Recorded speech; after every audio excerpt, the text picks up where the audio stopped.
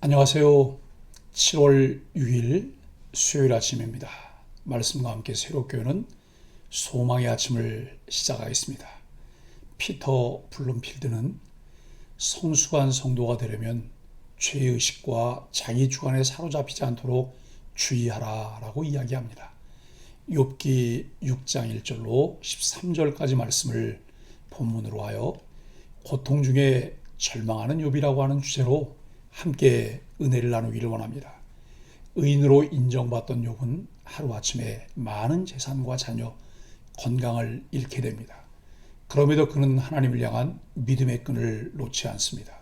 욥의 세 친구는 하나님의 전통과 율법, 인과관계라는 잣대로 욥을 매도하지만 욥은 그들의 주장에 맞서 물러서지 않습니다.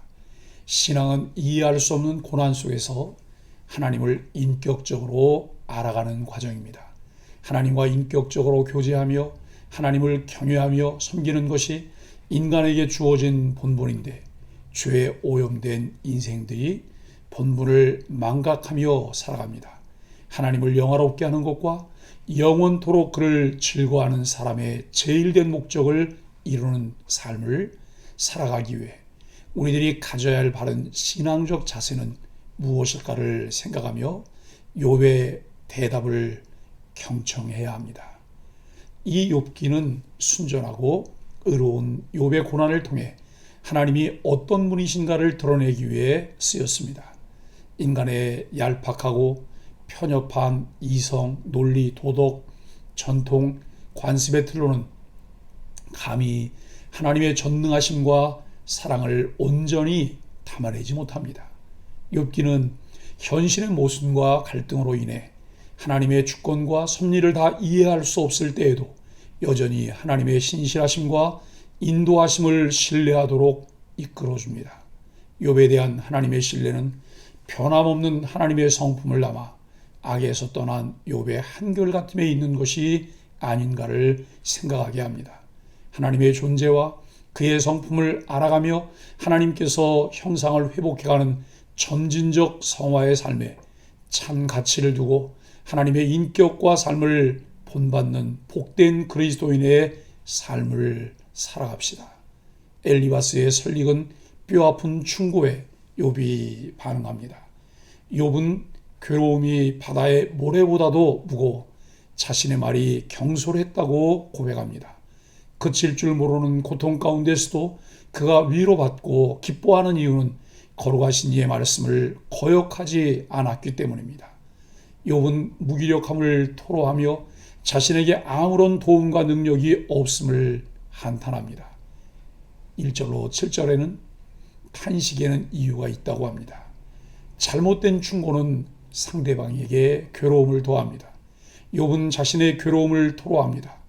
2절 괴로움으로 번역된 히브리어 카하스는 엘리바스의 발언에서 분노로 번역이 되었습니다. 엘리바스는 분노가 미련한 자를 죽인다며 분노를 그치라고 하지만 욥에게 그것은 괴로움일 뿐이고 측정할 수 없을 만큼 크고 무거운 짐입니다. 그래서 자신의 말이 정제되지 않고 경솔할 수밖에 없었다고 합니다. 욥은 자신이 당하는 고난을 하나님의 공격으로 여겼습니다. 전능자의 독화살을 맞고 두려움에 사로잡혔기에 자신의 탄식은 이유가 있다는 것입니다.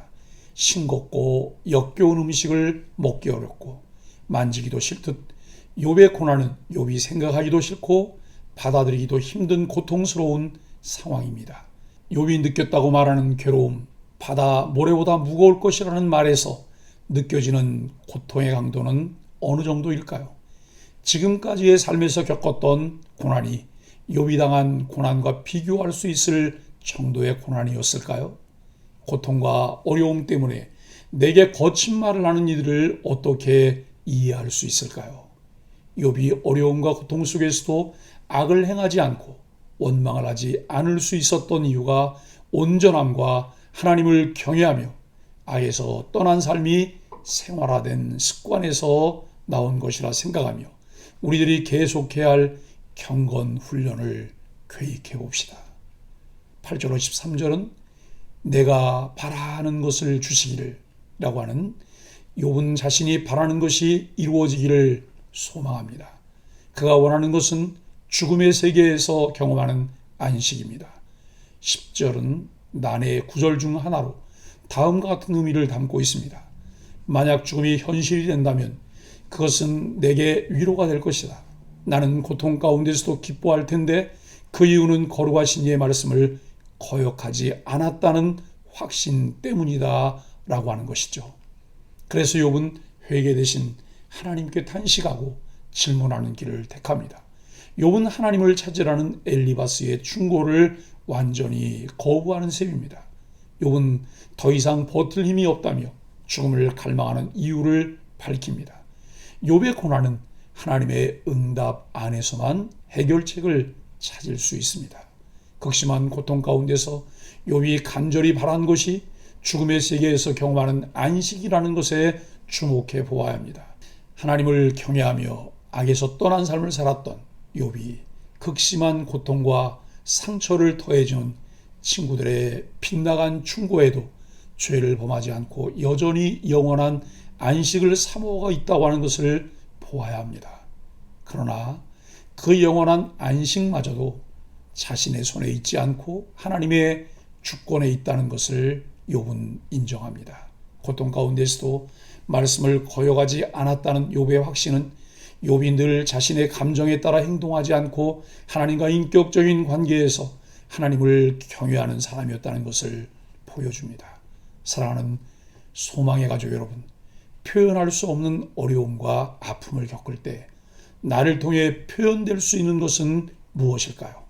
평상시 나의 생활에서 습득한 습관들이 무의식 중에도 표현이 될 것이라 생각합니다. 신앙생활을 잘할 것 같아 보였던 이들도 어려움을 만났을 때 전혀 생각지 못했던 불신앙적인 모습을 드러내기도 한다고 합니다.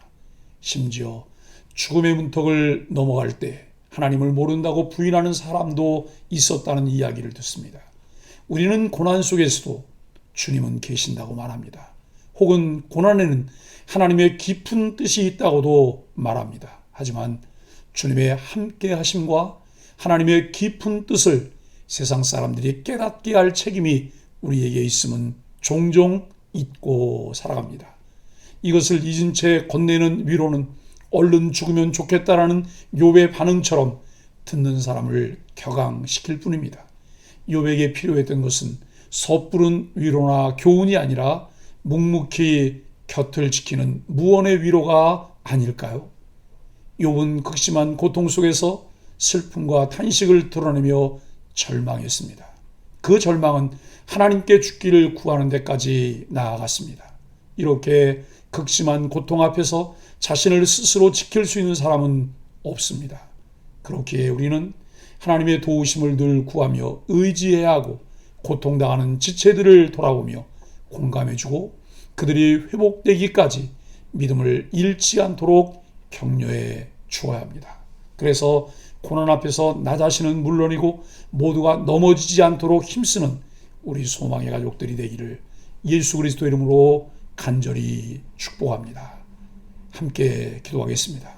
참혹한 고통 속에서도 하나님의 말씀을 거역하지 않았던 욥의 모습에 도전을 받습니다. 죽음을 구할 만큼 버텨내기 힘든 현실일지라도 하나님만이 도움이시고 피난처이심을 기억하게 하여 주옵소서. 눈을 들어 하나님의 계획을 보고 마음을 열어 다른 사람의 신음을 듣게 하여 주옵소서. 예수님의 이름으로 간절히 기도합니다. 아멘.